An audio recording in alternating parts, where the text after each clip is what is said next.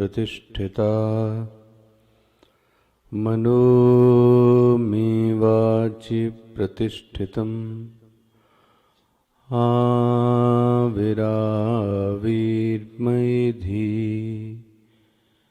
वेदस्यमवाणिस्थः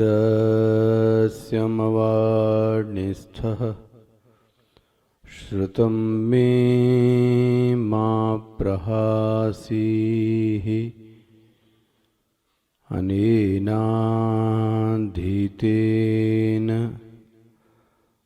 अहोरात्रान् सन्दधामि ऋतं वदिष्यामि सत्यं वदिष्यामि तन्मामवतु तद्वक्तारमवतु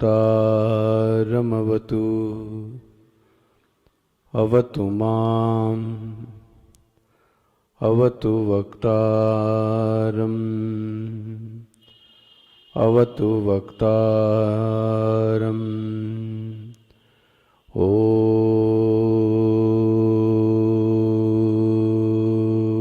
शान्तिः शान्तिः शान्तिः। सदाशिवसमारम्भां शङ्कराचार्यमध्यमाम् अस्मदाचार्यपर्यन्तां वन्दे गुरुपरम्परां शङ्करं शङ्कराचार्यं केशवं बादरायणं सूत्रभाष्यकृतौ वन्दे भगवन्तौ पुनः पुनः भगवन्तौ पुनः पुनः भगवन्तौ पुनः पुनः। ओमाप्यायन्तु मम वङ्गानि वाक्प्राणचक्षुश्रोत्रमथो बलम् इन्द्रियाणि च सर्वं ब्रह्मोपनिषदम् माहं ब्रह्म निराकुर्याम् मा ब्रह्म निराकरोत् अनिराकरणमस्त्वनिराकरणं मे अस्तु तदात्मनि निरतेय उपनिषत्सु धर्माः ते मयि सन्तु ते मयि सन्तु। ॐ शान्ति शान्ति शान्तिः।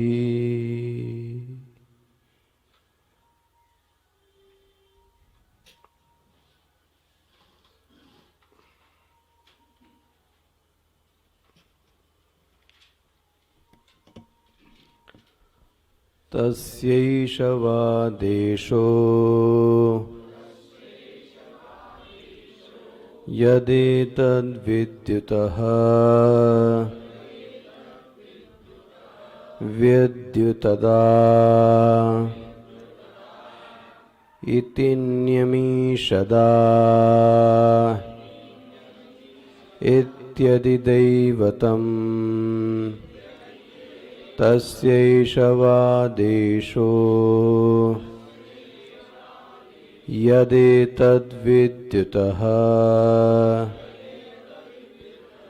व्यद्युतदा इत्यन्यमीषदा इत्यदि दैवतम्। भाष्य देखिएगा।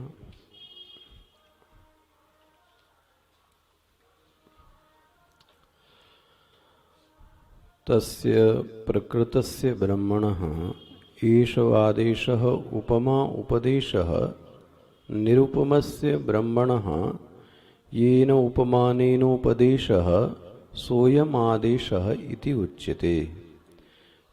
किं तदेतत् प्रसिद्धं लोके विद्युतः विद्युत विद्योतनं कृतवत् इति एतद् अनुपपन्नम् इति।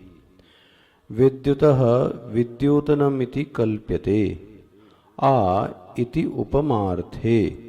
विद्युतः विद्योतनम् इव इत्यर्थः यथा सकृत विद्युतम् इति श्रुत्यन्तरे च दर्शनाद् विद्युत इव हि सकृत आत्मानं दर्शयित्वा तिरोभूतं ब्रह्म देवेभ्यः अथवा विद्युस्तेजः इति अध्याहार्यम्। विद्युत विद्योतितवत् आ इव विद्युत्तेजः सकृत विद्युत इव सकृत विद्युततीववत् एतद् अभिप्रायः इति शब्दः आदेश प्रतिनिर्देशार्थायम् इत्यम आदेशः इति। ईच् शब्दः समुच्चयार्थम् अयं च अपरः तस्य आदेशः कः असौ न्यमिमीषत यथा चक्षुः अमीन न्यमिमीषं निमेषं कृतवत् स्वार्थे च उपमार्थम् एवम् आकारः चक्षुषः विषयं प्रति प्रकाश तिरोभाव च इत्यर्थः। इत्यदि दैवतं देवता विषयं ब्रह्मणः उपमान दर्शनम्।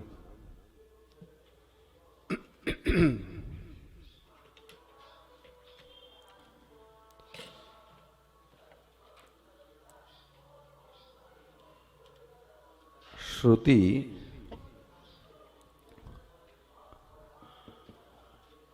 उपमा के जरिए कुछ संदेश देना चाहती है। भाष्यकार ने आदेश शब्द की जो परिभाषा की है, जब उपमान के द्वारा उपमेय को निर्देशित किया जाए, ऐसी प्रक्रिया को आदेश संज्ञा दी जाती है। जो समाज में आदेश शब्द है जी, वह अलग है। आसमन्ता दिशति इति आदेशः। समाज में आदेश का अर्थ क्या हुआ? जो अच्छी तरीके से क्लियर कट इंस्ट्रक्शन दिए जाते हैं समाज में, उसको आदेश संज्ञा दी जाती है। केनोपनिषद में जब आदेश शब्द आता है तो इसका अर्थ हुआ कि उपमान के जरिए से उपमेय को बताया जा रहा है। स्पष्ट हो गया ये? अब ये सोचो आप, यदि कोई भाष्यकार के भाष्य को न पढ़े, मान लें एक बार, तो बगैर भाष्य के आदेश शब्द का अर्थ वो क्या करेगा? मतलब श्रुति का कत्ल करना ही हुआ। सोचो आप, कैसे संगति लगाएगा इसकी? पिछले प्रसंग से इसकी संगति क्या लगाएगा? तो इसलिए भाष्य पढ़ना अनिवार्य है। तो भाष्य ने क्या कहा? उपमान के जरिए से उपमेय को उन्होंने एक प्रक्रिया के जरिए से बताया। जब उपमान को उपमेय से बताया जाता है तो उसमें तीसरी चीज होती है सादृश्यता, तभी तो उसकी क्या की जाती है, तुलना की जाती है। अच्छा, एक कोटेशन और युक्ति याद कर लीजिए। वेदांत में जो दृष्टांत होता है वो अर्धांश में ही सत्य होता है। दृष्टांत कभी सर्वांश में सत्य नहीं हो सकता। वह किसी एक भाग को बताने के लिए ही आता है। तो यहां तो मैं विषय पे आऊं। यहां जो उपमा दी गई वो किससे दी गई? विद्युत से दी गई। इसका अर्थ यह हुआ, संक्षेप में मैं इसको समराइज करता हूं। जब भी मैं कभी विद्युत के दर्शन को करूं तो मेरे सामने जो यक्ष की लीला है, सगुण ब्रह्म की जो लीला है, वह मेरी मति में स्पष्ट गूंज जानी चाहिए। तभी आख्यायिका पढ़ने का अर्थ कुछ सिद्ध होता है। बात समझ में आती है ना क्या कहा गया?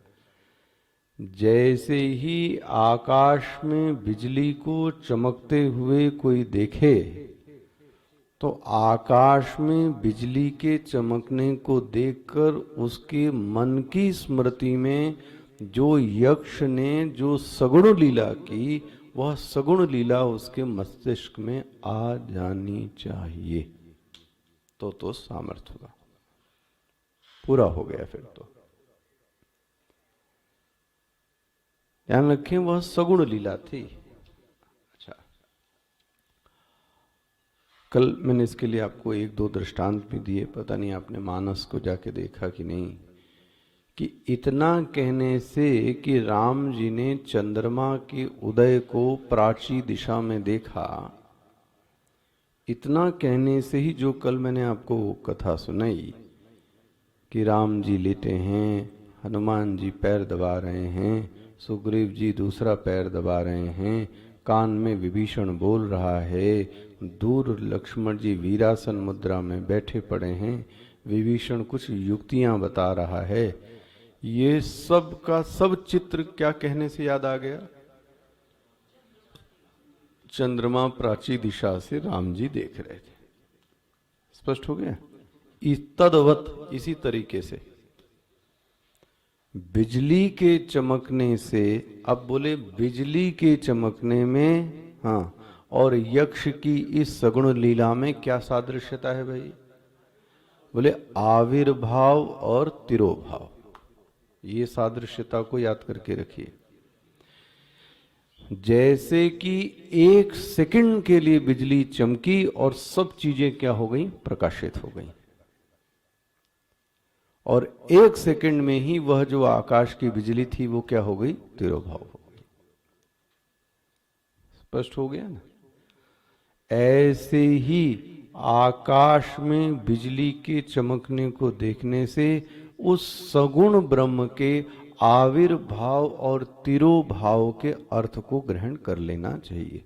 ऐसे ही ब्रह्म आता है, क्षण भर में आता है और क्षण भर में जाता है।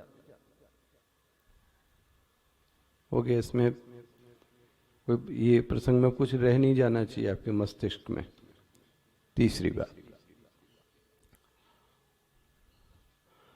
उस आविर्भाव और तिरोभाव की लीला से हमको क्या संदेश मिला? ये सबसे प्रमुख है। हमको संदेश क्या मिला साधना में? तो साधना में ये संदेश मिला कि जब भी हमारी कभी विजय हुई है तो गांठ बांध के रख लें, जब भी जीत और सफलता प्राप्त हुई है वह जीत और सफलता किसी ने हमको दिलाई है, लेकिन हाँ, अज्ञान के कारण उस जीत को हमने अपनी जीत मान ली है, जैसे कि देवताओं ने मानी। जब चित्त में दैव वृत्तियां होंगी, जब चित्त में अच्छी वृत्तियां होंगी, ज्योतिषमान वृत्तियां होंगी, तब चित्त में उसका आविर्भाव अवश्य होएगा। जब चित्त में दुष्ट वृत्तियां होंगी तो यह भी पक्का है कि इंद्र की तरीके से तिरोभाव भी जरूर होगा। ये जब दैव वृत्तियां आएंगी तो वह किसी न किसी का रूप लेके जीवन में मार्ग निर्देशित करने के लिए वह किसी न किसी व्यक्ति को जरूर भेजेगा। अब हमारी कमी यह है कि हमने अपने आप में बना रखा है कि इसको ही भेजो, ऐसा ही भेजो, ये नहीं चलेगा। पता नहीं पुरुष के रूप में, स्त्री के रूप में, गुरु के रूप में, माता के रूप में, पिता के रूप में, किस रूप में जीवन में उसका क्या आ जाए, आविर्भाव हो जावे।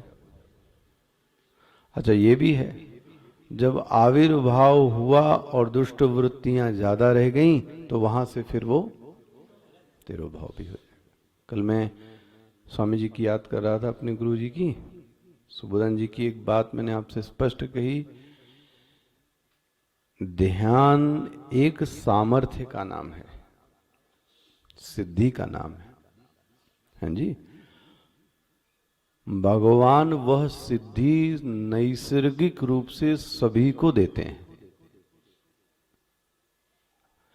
ऐसा कौन यहां पर बैठा हुआ व्यक्ति है जिसमें ध्यान करने की सामर्थ्य नहीं है? हाँ, यह शर्त अलग है कि हमारे ध्यान का विषय अलग है। किसी को रूप का ध्यान है, हाँ जी, किसी को धन का ध्यान है, किसी को यश का ध्यान है, किसी को श्लोक का ध्यान है। सामर्थ्य तो सभी में है, और जब जब भी इन सामर्थ्य का भी जब जब व्यक्ति दुरुपयोग करता है या उपयोग नहीं करता है, हाँ, तब वो अपनी दी हुई संपत्ति को जैसे देते हैं वैसे वापस आ जाओ। ये सीधा सा तो सिद्धांत है। ऐसे ही ब्रह्म वहां से तिरोभाव हो जाता है। मैं ये इसलिए आपको बार बार सिखा रहा हूं, ये जीवन को, ये इसी को उपासना कहते हैं। अच्छा चलो, ये विषय इतना नहीं बोला था मैंने कल। भाई उपनिषद की उपासना क्या हुई? औपनिषदिक एक उपासना जो मंदिर में पुजारी करता है वो भी है, और एक उपनिषद की भी उपासना है जो ऋषि मुनि करता है। वो उपासना से उससे भिन्न है।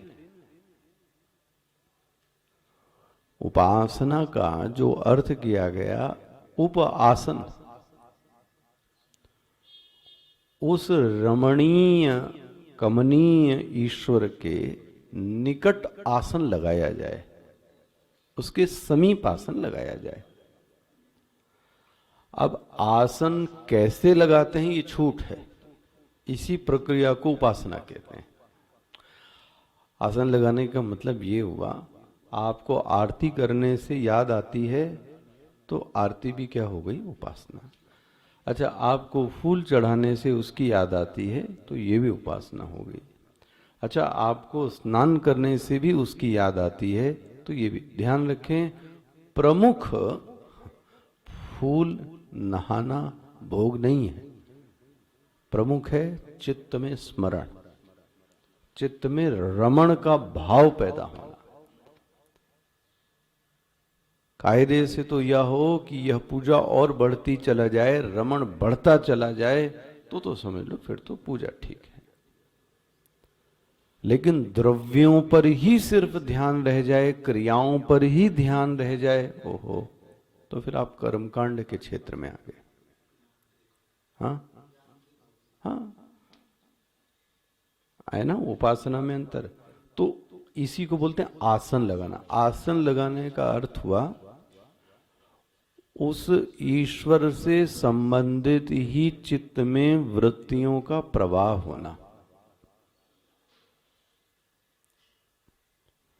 मतलब स्वामी जी के शब्द ऐसे रहते थे, मानो कि उपासना में वह उपास्य हमसे आंख देखकर बात कर रहा है। ओहो, बोले संभव है, हाँ जी संभव है। वह जो मेरा उपास्य है वह मुझको देखकर बात कर रहा है, हाँ जी, यही ही नहीं, मेरी गलत वृत्तियां आने पर, गलत कृत्य होने पर वह मुझको अंदर से डांटता भी है और अपनी नाराजगी भी व्यक्त करता है, उल्टा भी है। अच्छा काम करने पर, हाँ जी, फिर वो अनुमोदन की वृत्ति भी करता है, गुड, बढ़िया, अच्छा काम किया है।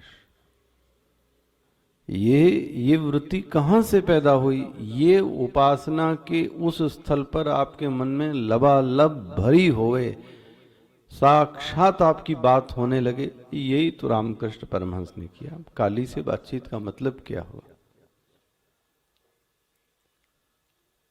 काली से बातचीत का मतलब ये नहीं हुआ कि काली मुंह खोल रही है और जीभ दिखा रही है, तो कभी नहीं होगा, वो तो जड़ है भाई।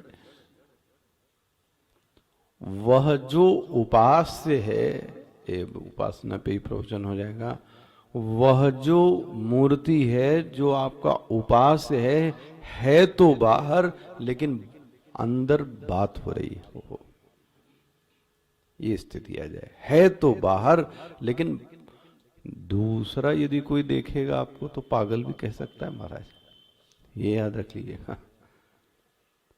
दूसरे ने अगर किसी ने आपको देख लिया कि ये अकेले में क्या कर रहा है, ये कुछ तो भी कर रहा है, तो शायद पागलपन, तो ठीक है, इसको बोलते हैं उपासना।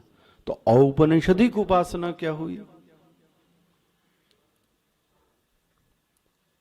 देखो, मैं आपसे बहुत पहले से ये कहता रहा कि राम और कृष्ण के समय में राम किसकी पूजा करते होंगे? तो वो शिव की ये मूर्ति तो हम लोगों ने बना दी। अभी ये मूर्ति तो हम लोगों ने बना दी ना। नाग इधर कर दो, गणेश जी का सूंड इधर कर दो, बाएं कर दो, दाएं कर दो, पूछ इधर कर दो, ये लड्डू चढ़ा दो, ये मोबाइल पहना दो, ये घड़ी पहना दो, ये तो हम लोगों की क्रियाकलाप है। वह जो पूजा करते थे वो पंच महाभूत की होती थी। सूर्य, चंद्र, अग्नि, वायु, आकाश, पृथ्वी, इनकी पूजा होती थी। अब इसमें से ये विद्युत जैसे ये उदाहरण लिया तो ये कितना आसान है, ये तो स्पष्ट दिख रहा है। अभी भी दिखता है कि विद्युत चमकती है आपके सामने तो कैसा वातावरण हो जाता है। स्पष्ट हो गया ये पूरा हो गया ये विषय। आगे बढ़ूं। तस्य प्रकृतस्य ब्रह्मणः एष आदेशः, एष उपमा आदेशः निरुपमस्य ब्रह्मण।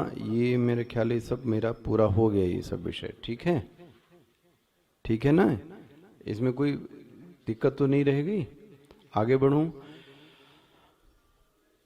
किंग तद यद एतत् प्रसिद्धम लोके विद्युतः विद्युत विद्योतनम कृतवत इति एतद अनुपपन्नम इति। कल मैंने कहा विद्युत का प्रकाश करना नहीं, करने में तो कर्तृत्व है। विद्युत से जो प्रकाशित होना है सहज, उसको ही कहा जा रहा है। विद्युतः विद्युतनम इति कल्प्यते। यहां तक हो गया था। आ इति उपमार्थे, आ जो शब्द है, कहां है वो आ शब्द? विद्युतता, विद्युत, आ, तदा शब्द नहीं है वो, विद्युत तद, आ इति उपमार्थे। आ जो शब्द है वो किसके लिए है? उपमा के लिए बताया जा रहा है। विद्युतः विद्योतनम, कल मैं कह रहा था गच्छति नहीं गमनम, चलति नहीं चलनम, आ गया। विद्युत का विद्योतन, विद्योतन मतलब प्रकाशित होना। विद्युतः विद्योतनम इव इत्यर्थः। अच्छा अब आगे बढ़िए। यथा सकृत विद्युतम इति श्रुत्यंतरे, अन्य श्रुतियों में भी यह बिजली का दृष्टांत क्या किया गया है? दिया गया है। अन्य श्रुतियों में भी, मतलब अन्य वेदों में भी ये आकाश की बिजली का दृष्टांत दिया गया है। यथा सकृत विद्युतम इति श्रुत्यंतरे च दर्शनात् विद्युत इव ही सकृत आत्मानम। देखो कैसे देखो साम्यांश दिखाते हैं। जैसे एक बार विद्युत चमकती है, सकृत आत्मानम दर्शयित्वा, इसी तरीके से यक्ष भी एक बार दिखाई दिया और तिरोभूतम दर्शयित्वा तिरोभूतम, और दिखाकर वहां से क्या होगा, तिरोभूत हो गया। ब्रह्म, वो कौन था, वो ब्रह्म था। वो किसके लिए दिखाया, देवेभ्य, देवताओं के लिए दिखाया। मिल गया सबको ये? अच्छा, अथवा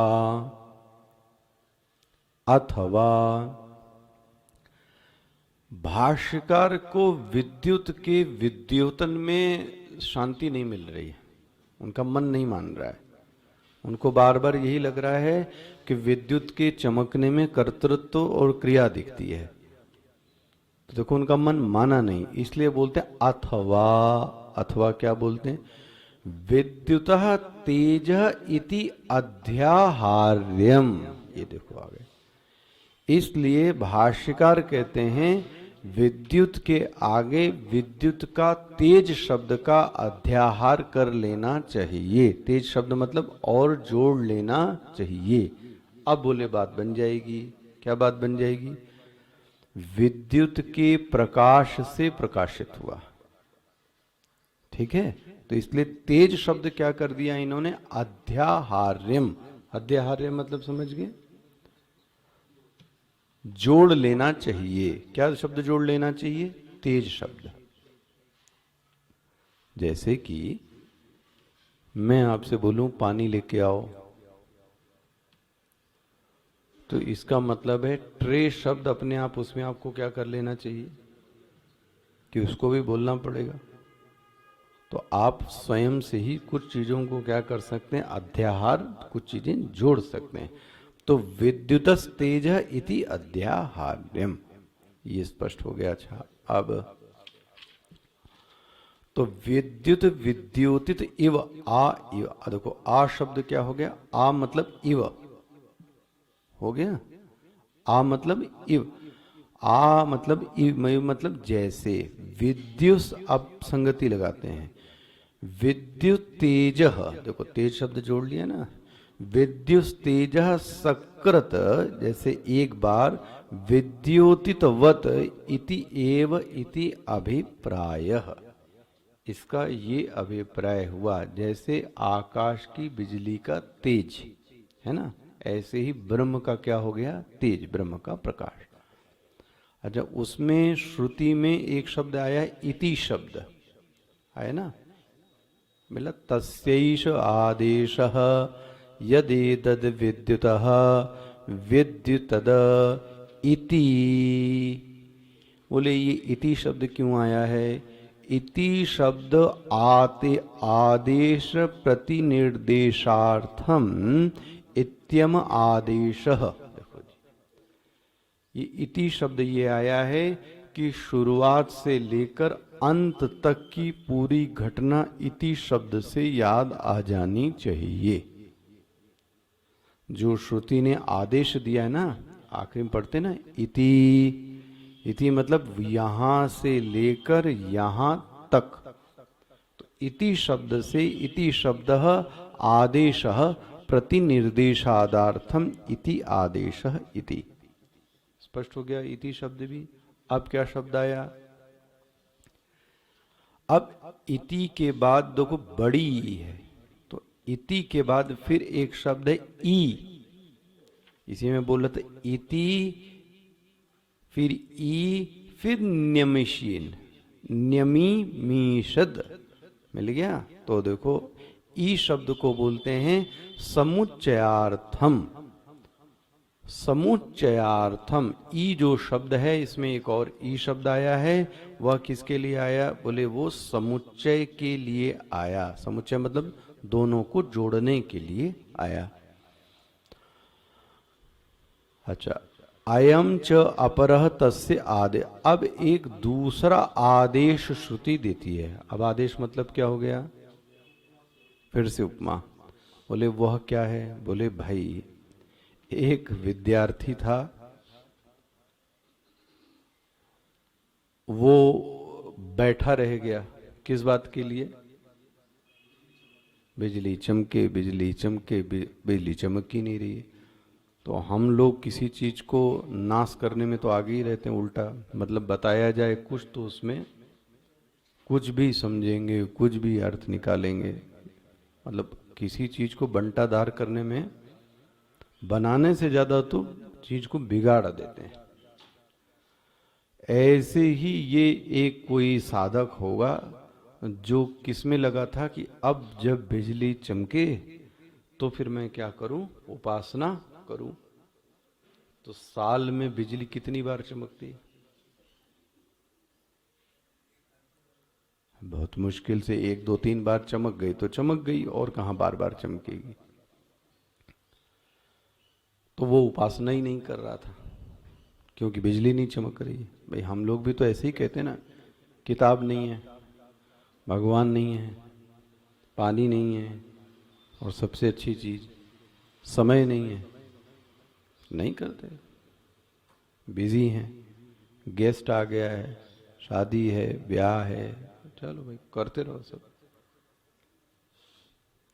अच्छा, जो अन्य कार्य करना हो वो उसके लिए सब समय रहता है, लेकिन ये देखा है आपने? इंटरटेनमेंट के लिए, बाजार घूमने के लिए, गप सड़ाका के लिए, व्हाट्सएप देखने के लिए, फेसबुक देखने के लिए 6 बजे बोले तो 6 बजे व्हाट्सएप धमाधम चालू कर दें, हरिओम प्रणाम, और दुनिया भर के सब फॉरवर्ड करना स्टार्ट। ये समय 6 बजे तो माला लेके क्यों नहीं बैठ गया भाई? 6 बजे माला लेके क्यों नहीं बैठ गए? नहीं, वो समय नहीं। ये ऐसे ही ये भी होगा। आकाश की बिजली चमकी नहीं तो वो बैठा नहीं। श्रुति कहती है चलो मैं तुम्हारे लिए एक दूसरी व्यवस्था करती हूं। क्या बोलती है? नियमिमीशत। आ गया, ये दूसरा आदेश देती है श्रुति। को असौ बोलते हैं नियमिमीशत। नियमिमीशत क्या हुआ? आंखों की पलकों का, हाँ, झपकना, आविर्भाव, तिरोभाव।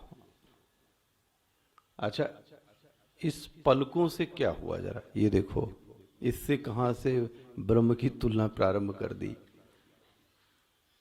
क्या होता है इसकी? इसमें इन दोनों में सामान्य अंश क्या होगा?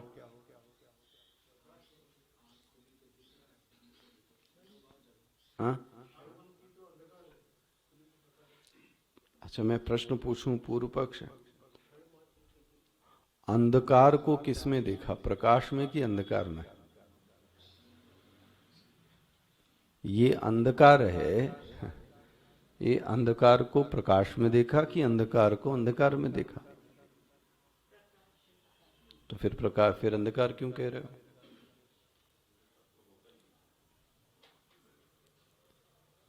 बनता है कुछ? बोले आपकी बात को समझ में नहीं आती क्या? बोले तो देखो इसको कैसे समझेंगे। अब सबसे अच्छा प्रत्यक्षम की उदाहरण, आप आंख बंद करो, पलकें झपकाओ जरा, तो पलकें झपकाने से क्या हुआ? अंधकार छा गया। अच्छा, जैसे ही आपने खोली, हाँ, तो प्रकाश आपको क्या हो गया? दिख गया। तो देखो, एक्चुअली में प्रकाश का तो न आविर्भाव हुआ न तिरोभाव हुआ। प्रकाश तो था ही, लेकिन अब सामान्य लोगों को यही इस भाषा समझ में आती तो ठीक है। प्रकाश का तो न तो आविर्भाव होता है, न तो तिरस्कार, न तो गायब होता है। लेकिन वह जो देखने की जो अनुभूति है, उस अनुभूति का आविर्भाव होता है और अनुभूति का तिरोभाव होता है। यहां तक कि वस्तु भी रहती है, वस्तु आ थोड़ी न गई, न वस्तु चली गई, लेकिन जो पलक झपकने से एक अनुभूति होती है, क्या अनुभूति होती? दिखने की। वह पलक से दिखने वाली अनुभूति का आविर्भाव हुआ और अनुभूति का क्या हुआ? तिरोभाव हुआ। प्रकाश तो देखो साम्यांश कितना अच्छा है। इस तरीके से न ब्रह्म का आविर्भाव होता है, न ब्रह्म का अच्छा आविर्भाव होता है। तो कहां से आया?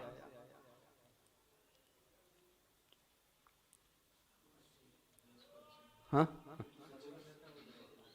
बताओ भाई, कहां से आया है? अच्छा, अब जहां से आया होगा, हाँ, वहां तो अभाव हो गया होगा। अच्छा, तिरोभाव हो गया, फिर तो यहां इसका क्या हो गया?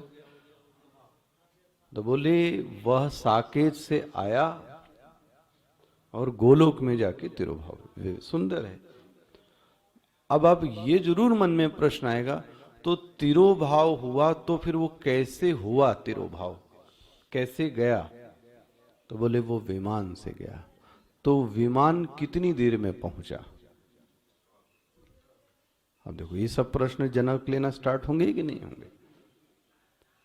ना तो आविर्भाव हुआ, न तो तिरोभाव हुआ। आविर्भाव और तिरोभाव हमारी अनुभूति है।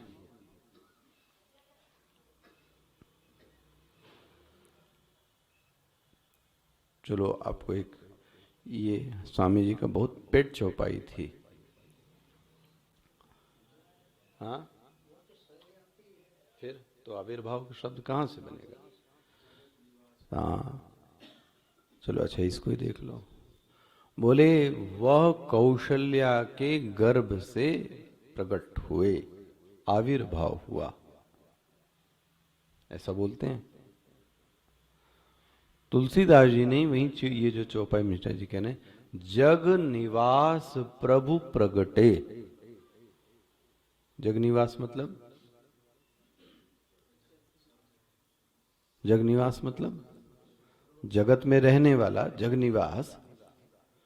जब वह जग निवास ही था तो प्रकट क्यों हुआ? फिर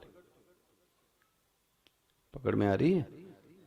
जो जगत में रहता ही है उसका जगत में आविर्भाव का मतलब क्या हुआ? ये तो दो में से कोई एक बात गलत है। या तो ना होवे तो फिर आओ, और आओ तो फिर ये मत बोलो कि हाँ आविर्भाव हुआ। ये चौपाई कभी इस दृष्टि से देखी आपने? जग निवास, जो जगत में रहने वाले प्रभु हैं, हाँ वो प्रकट हो गए। हाँ ये भी अच्छी बात है। चलो, लेकिन वो जगत में रही किस भाव से रहे होंगे? सगुण भाव से। जगत के संदर्भ से आत्म चैतन्य हाँ सगुण ही होगा, निर्गुण होता तो जगत नहीं रहता।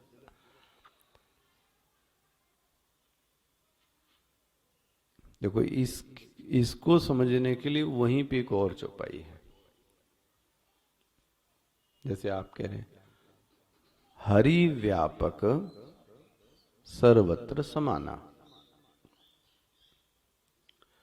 वह जो प्रभु है वो कैसा है? व्यापक है, सर्वत्र है और समान है। ये बड़े बड़े शब्द हैं महाराज। हरि व्यापक सर्वत्र समाना। वो समान रूप से, वो व्यापक रूप से, वो सर्वत्र रूप से हर जगह है, कण कण में है। तो फिर आविर्भाव का मतलब क्या हुआ? बोले तुम्हारे लिए आविर्भाव है क्योंकि तुम अंधे हो। बोले मतलब तुम हो अंधे इसलिए तुमको दिखाई नहीं देता। जिसको दिखाई देता है उसके लिए आविर्भाव नहीं है। प्रेम ते प्रगट हो ही मैं जाना, ये वो दिखाई दे जाएं यदि मन में प्रेम की भावना जाग जाए तो क्या कहूं आपको, आपके घर में ही उसी उसी आवास में माता पिता दादा जो भी आपके प्रेमी व्यक्ति हों वो रहते हैं, और आपकी प्रेम की वृत्ति उनके प्रति न होवे तो उनका रहना क्या है? शून्य, शून्य है।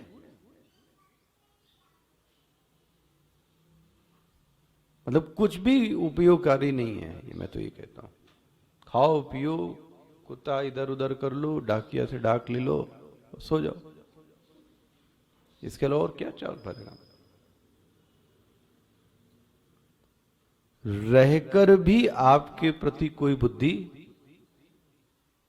लेकिन यदि यही उनके मन में प्रेम की भावना होवे तो आपका रहना उनके लिए देवता के रहने के, तो व्यक्ति जल्दी से हर काम छोड़ के आता है, भागता है, बैठता है, बात करता है। क्यों? क्योंकि उसके मन में वो जो रह रहे हैं महिमा बुद्धि है। कौन रह रहा है, क्या आवश्यकता है, कैसी हंसी है, कोई दिक्कत तो नहीं। तो देखो 24 घंटे उसके मन में जो वृत्ति चल रही है वो कौन सी चल रही है? उसी जगह दूसरे घर में भी वही रह रहे हैं माता पिता, और कोई वृत्ति नहीं है। प्रेम ते प्रगट, एक ही गुरु के अनेक शिष्य, लेकिन गुरु की सन्निधि की, गुरु की कृपा का जो एहसास है वो सबको एक जैसा। तो अब कमी किसकी? प्रेम ते प्रगट हो ही मैं जाना। जब कुछ लगता ही नहीं कि मेरे जीवन में बदलाव उनके कारण आया, उन्होंने कुछ दिया हमको, तो फिर नाशुक्री के लिए क्या कहना? फिर वह आपके इंद्रियों के प्रत्यक्ष का विषय बन जाता है जब आपके अंदर प्रेम की वृत्ति आ जाए। तो क्या जो नरसिंह थे पहले से खंभे में नहीं थे क्या? लेकिन प्रहलाद के अनुग्रह, विनय और निवेदन पर उन्होंने कहा मैं हूं तो, लेकिन मैं अब तुमको दिखाता हूं।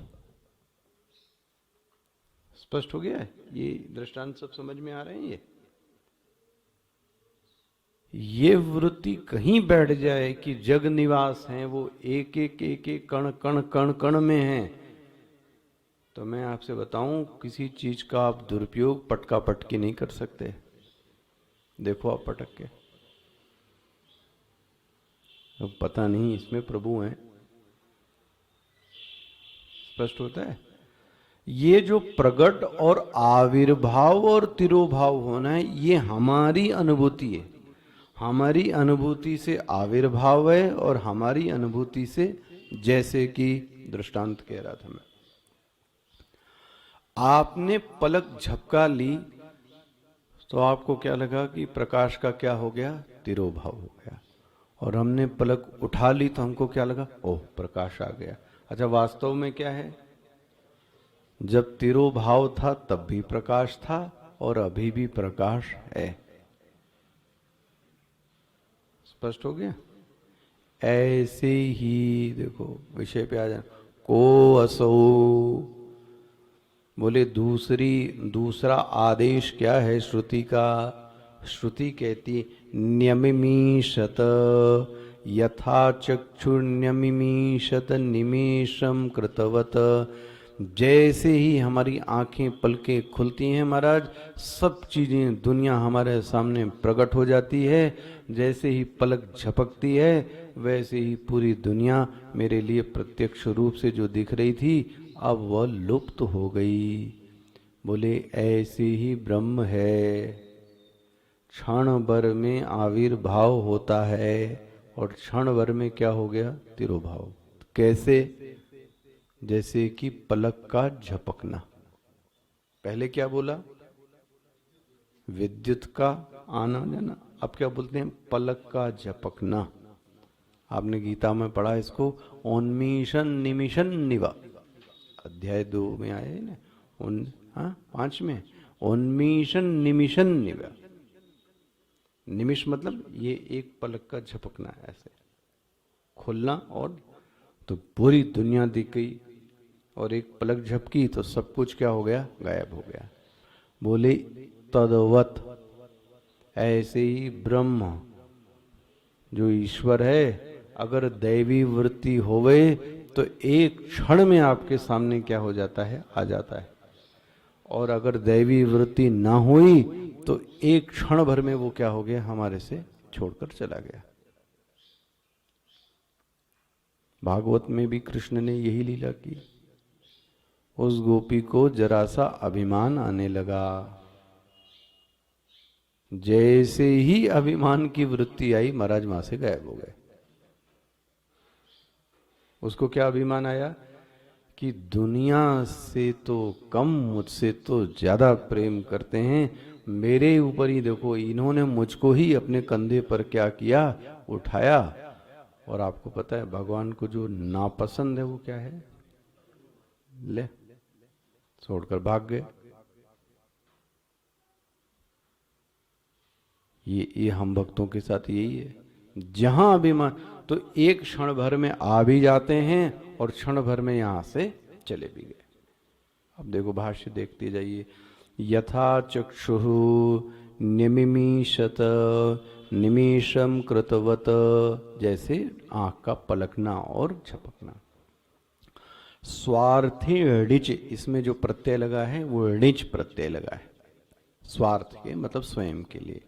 उपमार्थम एव आ, जो आ शब्द आया है ना, निमिष तदा, तो आ शब्द जो आया आकार, ये उपमा के लिए आया है ना। उपमार्थम एव आकार चक्षुषा, ये ले देखो पंक्ति, बड़ी इंपॉर्टेंट पंक्ति है ये 2 पंक्तियां। चक्षुषः विषयम, चक्षुषा विषयम प्रति प्रकाश तिरोभाव च इत्यर्थः। जो चक्षु के सामने जो विषय था वो क्या हो गया? तिरोभाव हो गया। तिरोभाव मतलब चला गया। इत्यति दैवतम, वाह, ये कहाँ की घटना बताई उन्होंने? आदिदैव की घटना बताई। किसके लिए घटना घटी थी? देवताओं के लिए। इत्यदि दैवतम, देवता विषयम। मिल गया। ये तीसरी जरा टिप्पणी भी देखिए, थोड़ा महीन है। ब्रह्मण उपमा उपमान दर्शनम अनेन उपमानेन उपासने देवता विषयम, देवता शब्द वाच्य सगुण ब्रह्म विषयम इत्यर्थः। तो यहाँ जो देवता शब्द आया है वो किसके लिए आया है? ये जो देवता लोग थे ना, इंद्र और इनके लिए आया है। स्पष्ट बोलते हैं क्या चीज? देवता शब्द वाच्य सगुण ब्रह्म। ये जो यक्ष था ये सगुण ब्रह्म बनकर देवताओं के सामने आया, इसलिए देवता विषयम, वह जो सगुण ब्रह्म था वो उन यक्ष के उन इंद्र आदि देवताओं के सामने, ये कौन सी घटना हुई? आदिदैव में ये घटना घटी। इत्यदि दैवतम देवता विषयम ब्रह्मणः उपमा उपमान दर्शनम, ये दिखाने के लिए श्रुति ने यह श्रुति प्रयोग की। स्पष्ट हो गया ये मंत्र? जरा इस मंत्र का पाठ कर लीजिए। अथवाध्यात्मम् अथवाध्यात्मम् यद एतद् गच्छति इव च मनः अनेन च एतद् उपस्मरत्यभीक्ष्णम् उपस्मरति उपस्मरति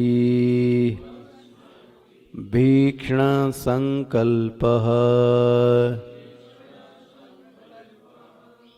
ये मंत्र देखेंगे कल।